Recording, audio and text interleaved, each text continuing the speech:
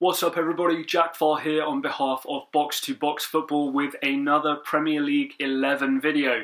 Obviously, my most recent video, we were taking a look at what the worst starting 11 in the Premier League was right now and kind of so far. This is with players who do actually play games, who just aren't at it. This video, ever so slightly different. It's very, very easy to pick the best Premier League 11. What about the most underrated or underappreciated Premier League 11, kind of as of right now? So criteria, much the same as the video before. Must have at least 10 starts to their name and just basically players who I feel like should have more credit in their positions than some of the other players there. So let's get into it. A goalkeeper, potentially a bit of a shock for some of you. I've got Sam Johnston from West Bromwich Albion. 72 saves this year. It's more than anybody else and certainly says a lot more about West Bromwich Albion than it does about Sam Johnston. The one thing I think is so impressive, within the 6-yard box, he's had to make 10 saves this year.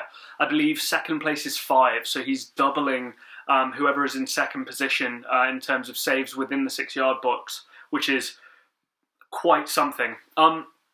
Moving on to the back four, the American from Fulham, Anthony Robinson. Very dangerous. Similar in many ways, actually, I think reminiscent of somebody like Ryan Sessegnon in terms of their impact on the game so far. Absolute, speed to burn, unbelievably fast, and has had a really, really good impact on this Fulham team. Potentially a long-term left-back for this Fulham team and Scott Parker. If he keeps playing the way he's playing, this is certainly going to be a main factor in Fulham staying up this year.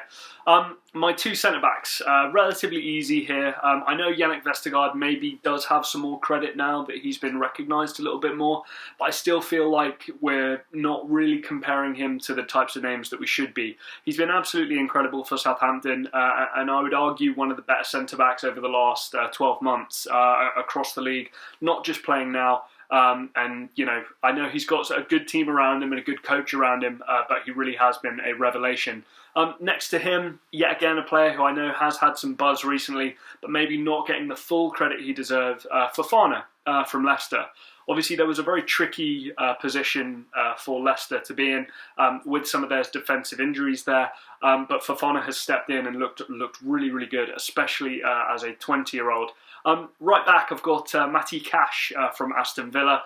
He's been a really, really strong player at right back. Obviously, the likes of Trent Alexander-Arnold and João Cancelo have been excellent as well, as we would always expect. Serge Aurier, as we would expect. But Matty Cash really has been very, very good.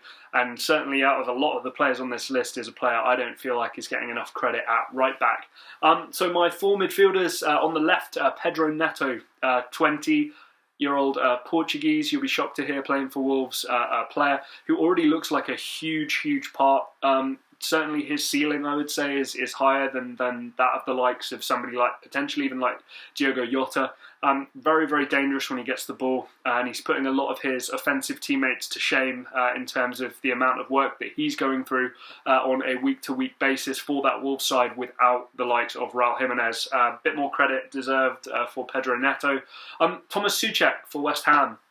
I was tempted to leave him off this list because I know that everyone's kind of in love with him right now, but I still feel like his impact needs to be kind of thoroughly felt for this West Ham team. David Moyes, I think, has found his Fellaini, has found his guy.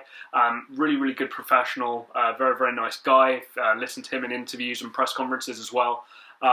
Big physical presence. Has a knack for scoring goals. I think he's got 5 goals for West Ham so far this year and definitely deserves his spot in this team. Anguissa for Fulham. This is a player that really deserves to be on this spot. Fulham would certainly be nowhere near where they are at the moment. I know they're not doing brilliantly, but they'd probably be a hell of a lot worse off if Anguissa was not playing in this Fulham side. Cameroonian international. Gets about, knits things together very tidy, a very intelligent player as well. And I think for a Fulham midfield that's gone through a lot of changes over the last couple of years, this has been one of the better ones. Right mid, I know the Arsenal fan base know how great this guy is, but I still feel like the rest of the Premier League is yet to truly embrace how good Bukayo Saka is. On the channel, James and I often have this joke about signing Saka to a 10-year deal. That's how brilliant he is. He can play a number of different positions, looks very, very dangerous, and has been a real shining light on a very kind of topsy-turvy season so far for Arsenal. So definitely deserving of his spot on this list. Two strikers, one of them was very, very easy. Patrick Bamford, 10 goals so far this season for Leeds. Leeds obviously know all about him, but I still think the rest of the league maybe wakes up somewhat a bit to how good Patrick Bamford really is for this Leeds team. I don't think he's going to get much better. A lot of the players on this list, I think there's kind of greater potential.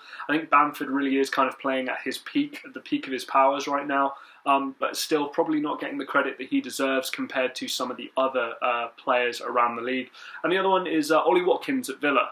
The Aston Villa team has been brilliant. Jack Grealish obviously is a standout. Ross Barkley has come in and looked really, really good. Obviously he's been hurt recently. Matty Cash has obviously made this list from that Villa team as well. Emi Martinez has looked really, really good. But Ollie Watkins, very, very dangerous, being able to run the channels, a very good physical threat. Has a knack scoring a couple of goals here and there. I still think can improve, but I think he just deserves a little bit more credit. So that's it, guys. Starting 11. Sam Johnston at West Brom, Anthony Robinson, Fulham, Wesley Fofana, Leicester, Yannick Vestergaard, Southampton, Matty Cash from Villa, Pedro Neto from Wolves, Thomas Souček from West Ham, Anguissa from Fulham, Bukayo Saka from Arsenal, Watkins and Bamford up top for my underrated, underappreciated Premier League 11 so far this season. Let me know what you guys think. Are there any names that I've potentially missed out or forgotten about here? Yes, shockingly, Bruno Fernandes, Kevin De Bruyne, Harry Kane, Heung-min Son.